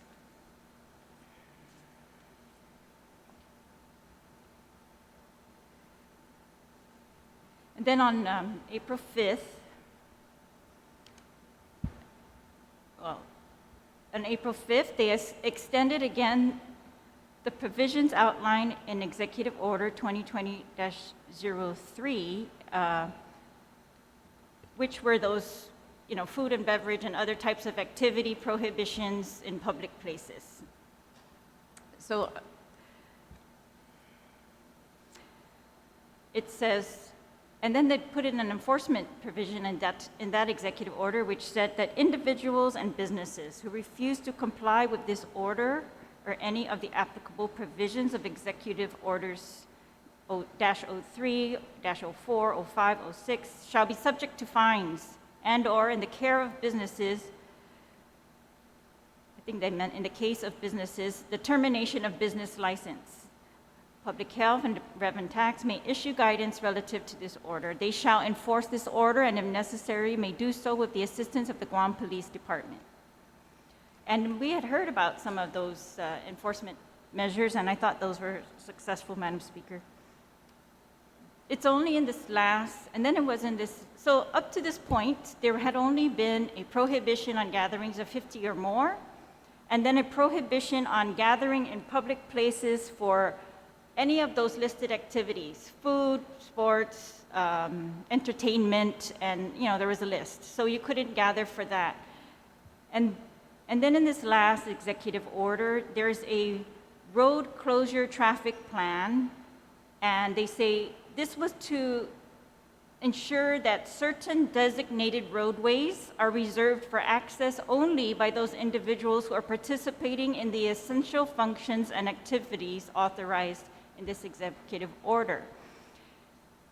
And so, I keep trying to get my head around it, and because, most of the common sense arguments that I've received are, if you're in your car, how are you violating the 50 or more gathering order? If you're in your car, how are you violating the executive order against, congregating in public places for entertainment or food or any of those other purposes? You're not. You're just in your car, presumably with, your household members or by yourself. But so this executive order was extending it because we were trying to reserve access to certain roadways for only essential personnel. And maybe it's, just a matter of communication, because I can imagine a reason to do that, but we had not known of any reason when this was put into place as to what were we trying to accomplish, were essential personnel having a problem, getting access on the roads, or having a problem, was there too much traffic for them to get to their work on time? I don't, and I'm not trying to be facetious or anything. It's just very simple questions that make people wonder, what are we trying to do? Is this and that's, I think, where all the speculation comes up of, if we don't know clearly what we're trying to achieve, then they speculate and they guess, and we all become experts in medical. If it's not related to a medical purpose, then I don't know. I've seen everybody become an expert on medical, whether we really are in a crisis anymore or we're not, or whether we've flattened the curve or not. And I agree with all my colleagues who have said that we need to hear from the experts. We need a very, very open and transparent dialogue on that type of thing. And it's even more important if we're trying to curb activity based on a medical reason or a health emergency reason, because those aren't clear. I mean, it's just not clear. And that's one of the reasons why, when these cases get challenged, they're going to ask first thing, have you articulated a compelling reason to do this? Has the state, has the government articulated a compelling reason to do a curfew, especially, right? And what is it that you're trying to protect? And that's what I've been asking for. It's like, if we are still under high risk and our cars pose us a risk, just explain that. We need to articulate it. You need to have somebody, tell us. And I agree that we suffer from a lack of updating from, the doctors who are advising the governor, perhaps. And I would love to hear an update from them, because if things have changed, which everybody's speculating now, whether we should be talking like President Trump about opening up versus, continuing to lock down. I don't agree with that necessarily, Madam Speaker, and I'd rather be cautious than not. And I'm very concerned about ramifications of not following the social, distancing. In California, they call it physical distancing, whatever. But what I think is not consistent is that it's just, I guess, the tie-in. We haven't, the governor has said, when in the press conferences, that we should stay home. And I totally agree, and the doctors say the same thing. They all say stay home. But the mandates aren't very clear that they're mandating us to stay home. They're allowing us to actually go out for all those purposes, and yet now we're not allowed on the road, except for those purposes. So I don't know, maybe it's consistent for some, but I think it allows a gap for, it's just a communication issue. I just think, these public health statutes and any enforcement that we're going to try to put in here is to help the governor to move quickly. When we're facing a threat, lock it down as fast as you can, do what you've got to do. We want the people to follow, but they're going to follow if they trust you.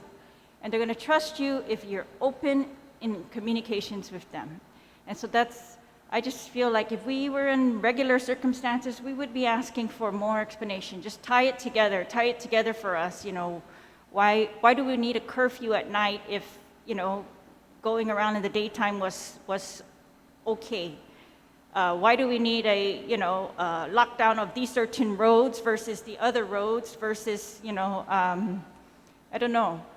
And then again, I don't want to impede the governor. I want to give the governor whatever authority she thinks she needs to keep the people safe, to keep us below, to keep us within the capacity of our health professionals to treat us if we are sick.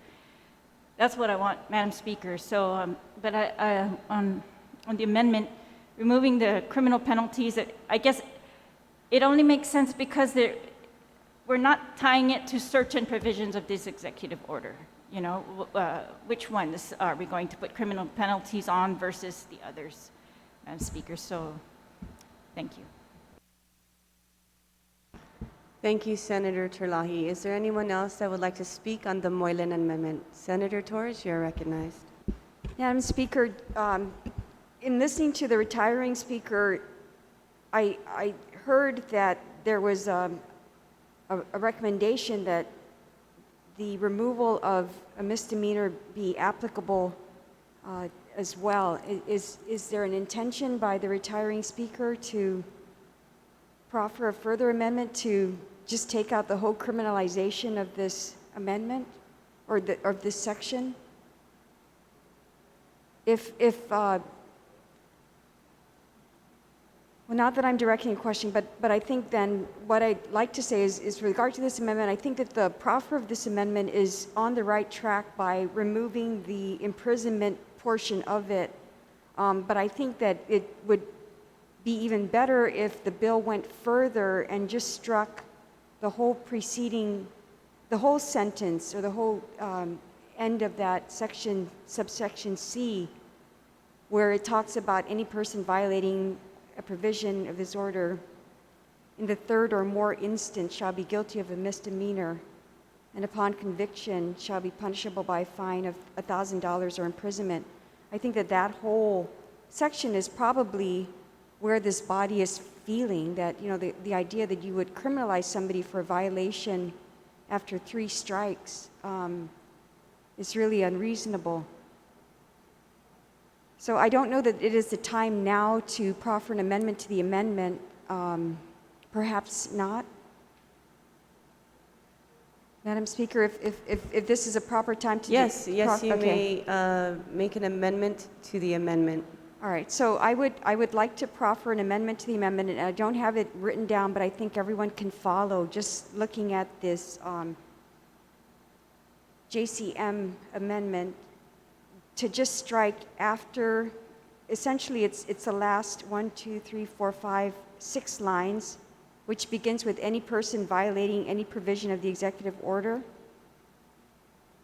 Strike that, and instead, I would just strike that, but what I would do as a conciliatory measure is to insert after the last sentence, the second violation shall be punishable by a fine not to exceed $250, insert, comma, and a $500 fine for every subsequent violation.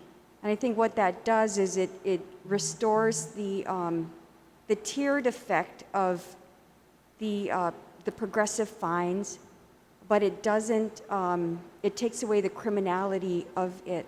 So if I may, that would be my floor amendment to the amendment. Strike out the lines beginning with any person, all the way down, and insert a comma after $250 and put and a $500 fine for every subsequent violation.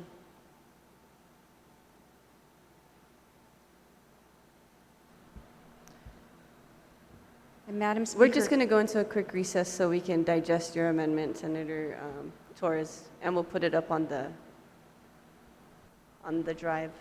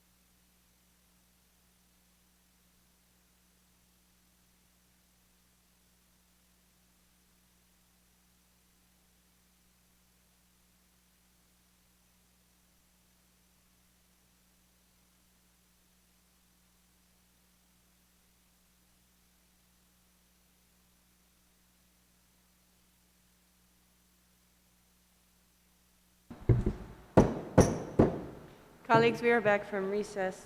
It is in the floor amendments file, and the file name is SB 334-35COR. If you open it, you'll see Senator Moylan's name on it, and of course the clerks will make the correction to put the slash there with Mary Camacho Torres. Senator Torres, you still have the floor. thank you, Madam Speaker. Madam Speaker, I don't necessarily agree that we should have to impose fines at this time when we're all very stressed and disadvantaged. But I think as a policy, though, if we're going to change the law, and I wanted to make sure that whatever amendments are in the proposed drafts, that they're at least at a place where it is most beneficial or less harmful to our community. I think it's important in situations like this to take the criminality out of it. But I also proffered this amendment because I believe fundamentally that in many instances of instituting fines, there is a value to the deterrent in having consequences to certain violations of orders or laws or rules. That's a given in our civilized society, to have consequences for not adhering. I am particularly troubled by the discourse that has occurred here that seems to imply that maybe things are getting better. Perhaps we are accomplishing the goal of flattening the curve. But the very nature of the pandemic is beyond most of our comprehension.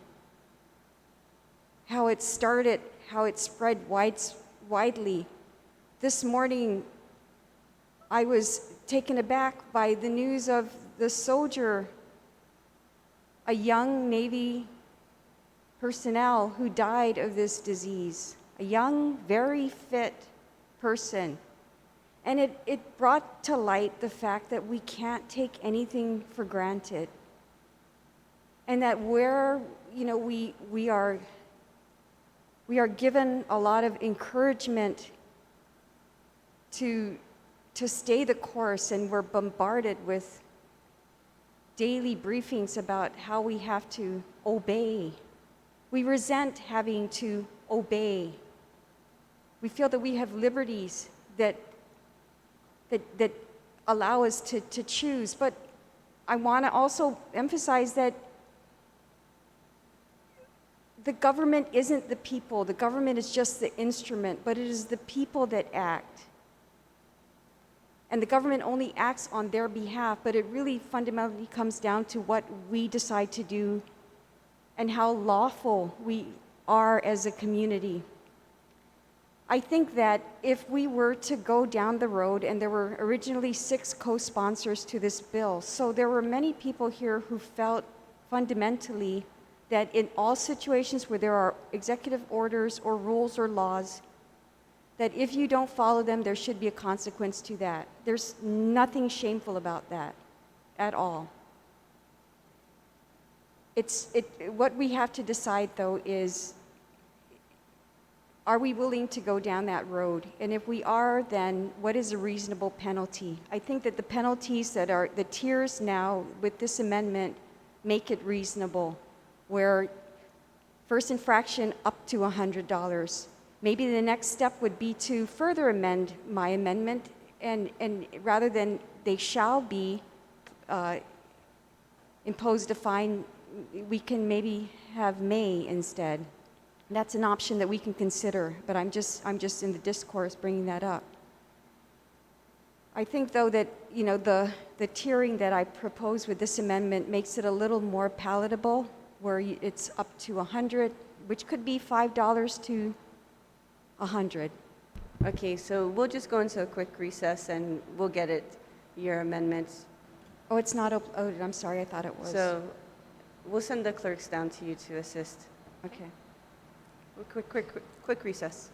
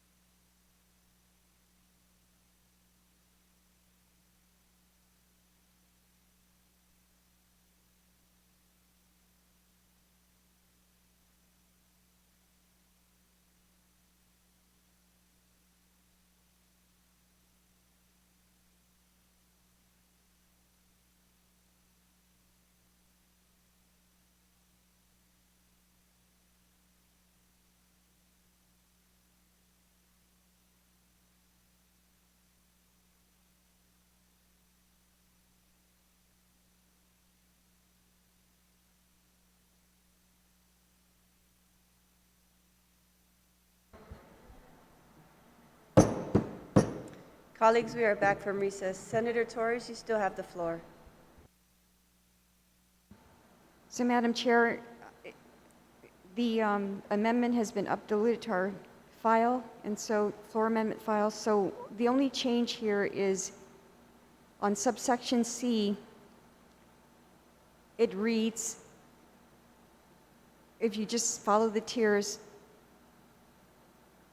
in the first instance, guilty of a violation punishable by a fine not to exceed $100. A second violation shall be punishable by a fine not to exceed $250, comma, and this is the amendment, and $500 for every subsequent violation. So we've strucken from the original section C all the language that has to do with misdemeanors, $1,000 or imprisonment.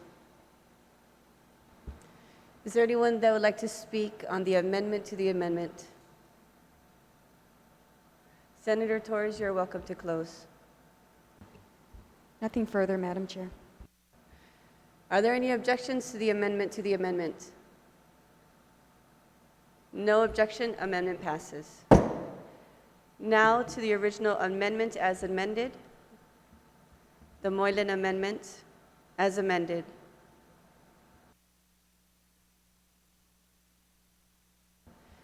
Is there anyone that would like to speak? Senator Moylan, you're welcome to close. Are there any objections to the Moylan Amendment as amended? There are no objections. Amendment passes. Senator Kelly Marsh-Teitzno, you are recognized.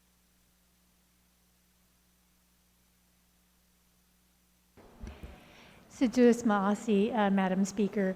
I move that we go into recess until 2:30. 2:30 this afternoon. We are in recess.